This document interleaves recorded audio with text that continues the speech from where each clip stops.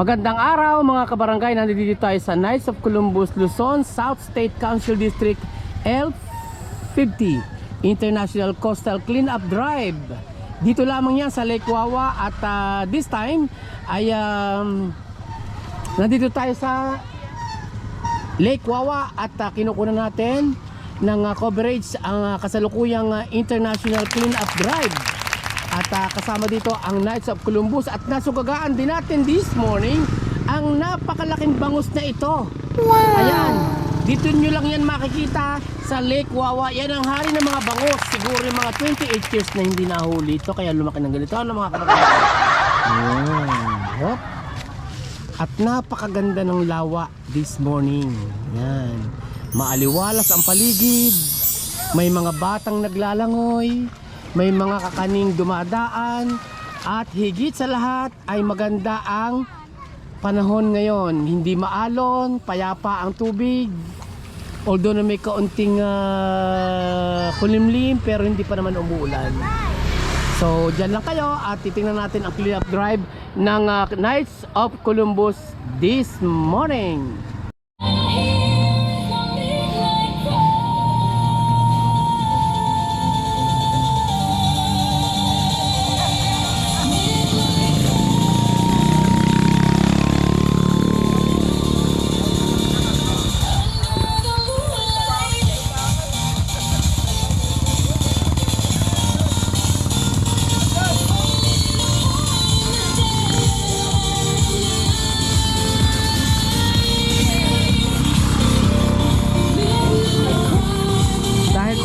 Lilinisin ang ating lawa, ang ating Lake Wawa ay talaga namang hindi magiging tourist attraction ng ating lugar na ito.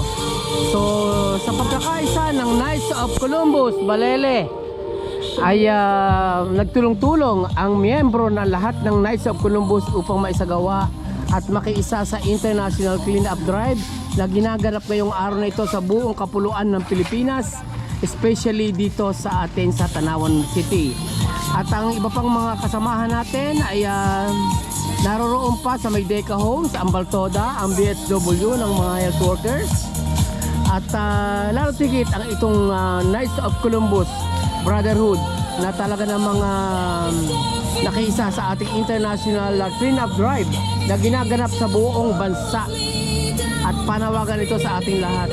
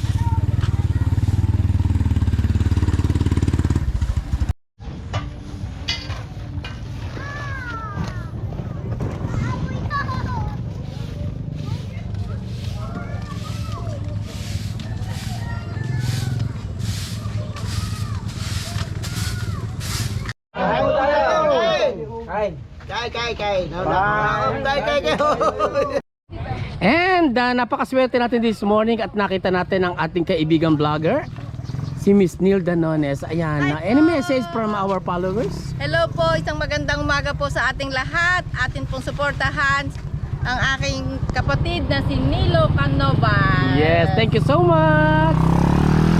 At napansin din natin dito yung mga talong na sariwang-sariwa ibinebenta ng ating mga kabarangay dito sa Lake Wawa. Saan ho galing ang talong?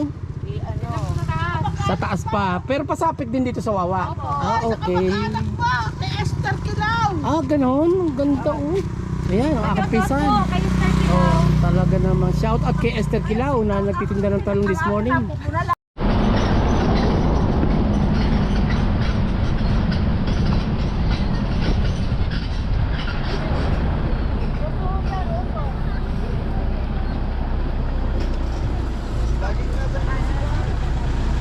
Pwede po kayo talong. Ako gusto na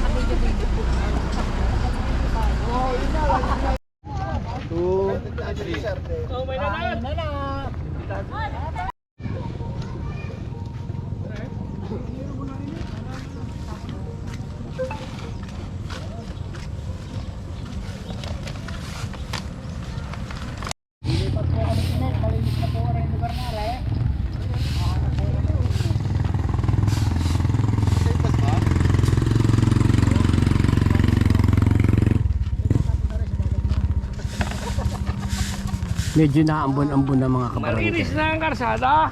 Para yung dapat kinukuha natin eh. Oh.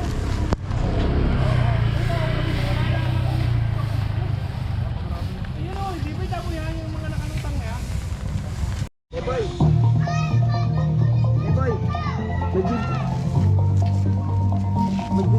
Magdito ka ng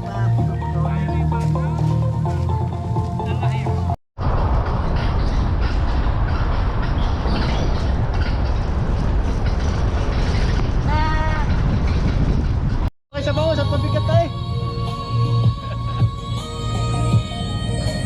Ganyan niya kalaki. Ayan Oh, o, wow! kalaki o. Ayan, lampas sa akin o, lampas. So ready na to clean up drive ang ating mga Knights of Columbus for today's vlog. At pinangungunahan ni Pangulo. Ayan. At nandito tayo sa Lake Wawa upang magsimula na ang ating international clean up drive. Natagal na active ang ating mga Knights of Columbus Brothers. Ayan.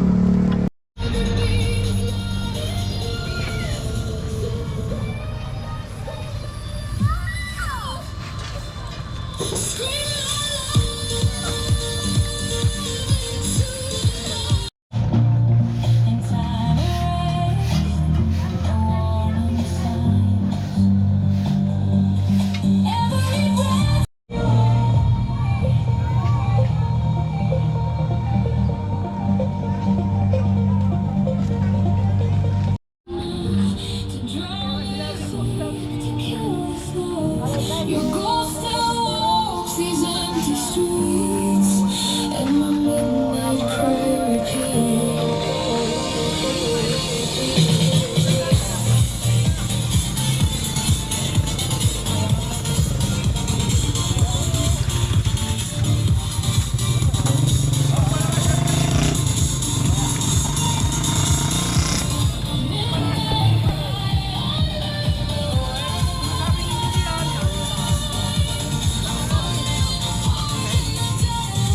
Itong mga lumot at burak na ito ang nagsisilbing hadlang.